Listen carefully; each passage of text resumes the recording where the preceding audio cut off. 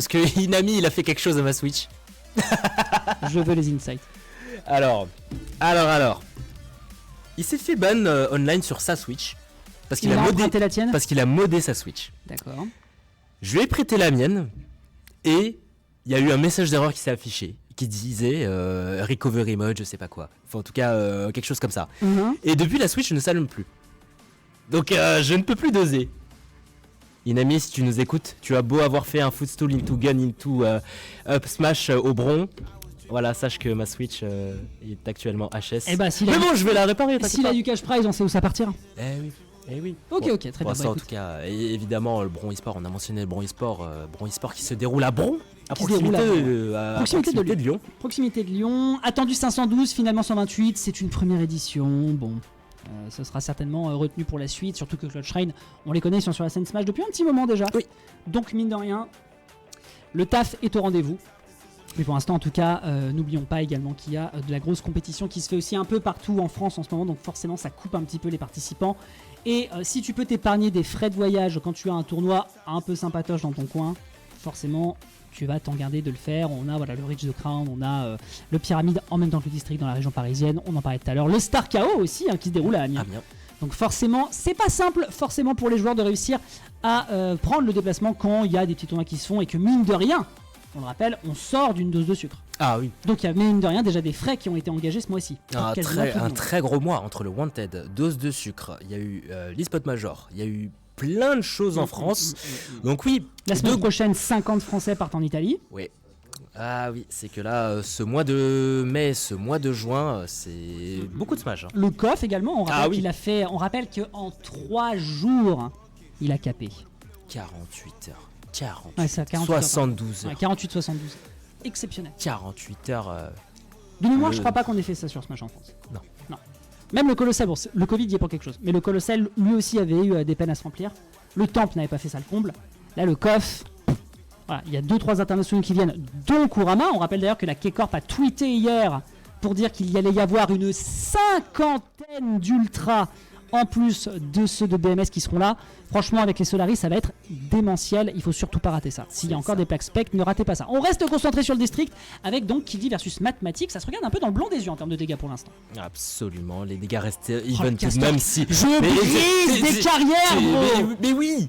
Tu brises totalement des carrières ici, ça va être une carrière d'un Toon Link qui va être totalement brisée parce que tu as un mathématique qui a utilisé ce chevalier à moitié constitué pour abattre notre petit héros à l'épée. Derrière, c'est un mathématique qui persiste encore et toujours. Faut pas sous-estimer le chevalier ni le père de Zelda parce que déjà 83% ça devient totalement la sauce, mais qu'il dit. Ah ouais. Pardon. D'accord. Il a replanté l'épée de légende dans son crâne tel un rocher et ça tue à 120% en center stage alors que c'était le sour spot. Je me permets de le dire, c'est bullshit. Franchement, alors là mon gars, déjà que je militais contre le downer de Young Link, mais alors là je pense que j'ai trouvé un nouvel adversaire à ma hauteur. 94% à 59%, ça continue de se taper dessus, évidemment on prolonge ici l'avantage du côté du Toon Link qui bien sûr ne veut surtout pas laisser Zelda s'exprimer librement. Absolument, ici Small Battlefield, map qui est un petit peu plus petite évidemment que Battlefield. Le Small y est pour quelque chose derrière, ça va être une Zelda qui va un petit peu refléter ses bombes, il n'en sera rien. Faut un smash tout de même, pourquoi pas de la part de Kildi, malheureusement il se retrouve en situation de ledge trap. Tu fais une get up neutre, tu as une Zelda qui fonce sur toi, tu as un chevalier qui t'attend derrière, tu ne peux littéralement rien faire, surtout quand tu es face au joueur de Retro Penbar. Bah ouais, très clairement la mathématique qui a fait une super belle cover avec le multi-hit sur la get up note, ce qui fait que c'est plus compliqué de se passer entre les frames pour sortir le shield.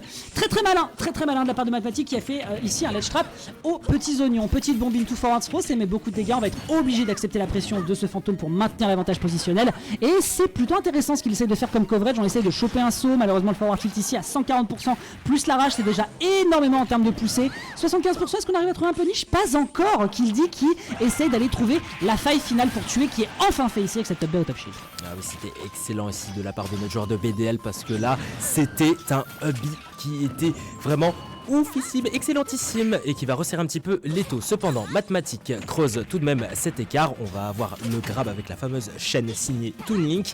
Toujours une Zelda qui cherche ce fameux héros à l'épée, mais derrière ce sera un petit Kiddy qui va trouver la faille. Derrière, Upper, malheureusement, on est un petit peu à côté. Ouais, c'est dommage, la DI ici qui sera salvatrice. Tentative de forward smash sur la cover de roll ou peut-être de la gallop attack. Mais en tout cas, ce qu'on va récupérer ici, c'est une excellente dash attack qui va gap close. Et ça, c'est plutôt sympathique de la part de Mathématiques. Très intéressant puisque depuis tout à l'heure, les deux se regardent vraiment dans le vif et ils attendent qu'une seule chose, c'est de voir quand est-ce qu'on peut péter la distance une fois que les projectiles ont été utilisés. Là, pas de projectiles. Je gap close à la dash attack et mine de rien, les bras de Zelda, quand elle pousse un peu, elle se penche et c'est pas si simple à gérer en termes de range. Très très malin ici de la part de Mathématiques, donc qui prend la première game à son avantage. Killby, va falloir s'en tirer, parce que sinon ça va pas être Tears of the Kingdom, ça va être Tears of the Killby. Attention à toi. Absolument, attention. Et j'ai pas honte de ma vanne. Franchement, elle était super la vanne. Je t'ai senti de crisper. J'ai entendu la vanne, je me suis dit, ah, il l'a fait le fou. Oh, il l'a fait. Ah bah oui, attends, il faut oser, il faut oser. Il l'a sorti, il faut oser, absolument. Il faut oser aussi du côté du Kiddy, parce que là, il n'est pas en bonne posture sur ce BO3. Game numéro 2, s'il vous plaît, la régie. Oui, ça serait absolument. C'est important. Et oui, on repart sur Small Battlefield ici.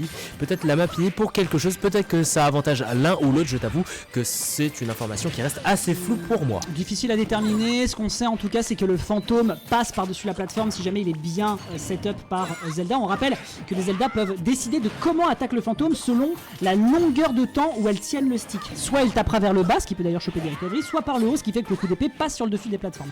Donc en soi, Mathématiques et pas spécialement désavantagé, c'est le choix de Killdy ici. Il y a peut-être des choses à aller chercher en phase de juggle à déterminer. En tout cas pour l'instant ça a l'air de lui faire de bonne grâce puisqu'il est en avance et on essaie de maintenir l'avantage positionnel, malheureusement perdu ici. Exactement, ici il a un Killdy qui reprend cette avance et qui reprend pour l'instant cet avantage positionnel ici. On va utiliser le B malheureusement qui ne sera pas fatal Dux parce qu'on a toujours un Mathématique qui s'en sort très très bien. Il reste en désavantage, il essaie de le gérer comme il peut.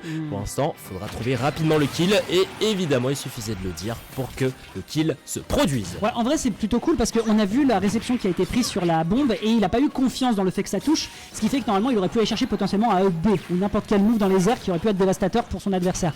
Mais l'adversaire fait l'erreur de revenir un petit peu en panique autopilote et derrière ça permet à Killdy de prendre une avance, disons-le tout de même assez conséquent. Je pense qu'à 80% à part un Lightning Kick on pourra pas faire grand chose.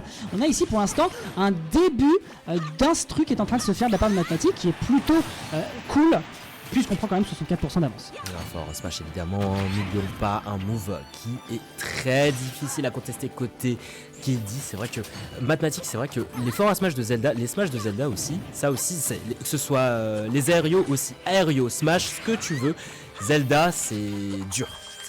J'ai envie de te dire, c'est un petit peu dur à c'est un bunker. C'est un bunker, évidemment. C'est un bunker, c'est un barrage, c'est une muraille, c'est ce que tu veux. Lightning Kick, pardon, je vais réussir à parler. Non, derrière, explosion. Non, tu sautes. Non, tu n'as pas le droit, Kiddy, tu n'as pas le droit. Évidemment. Comme quoi, il n'y a pas que Mix-Up qui fait des chefs-d'œuvre chez Retropenbar. Ici, on va pouvoir récupérer un début de juggle qui est tenté également de son côté avec un réflecteur. Évidemment, n'oublie pas que Zelda possède ce réflecteur et que ça lui permet de se sortir de pas mal de situations. Le blink ici sur la plateforme qui n'est malheureusement pas puni, qui n'a pas le timing, qui aurait pu profiter des frames absolument longues.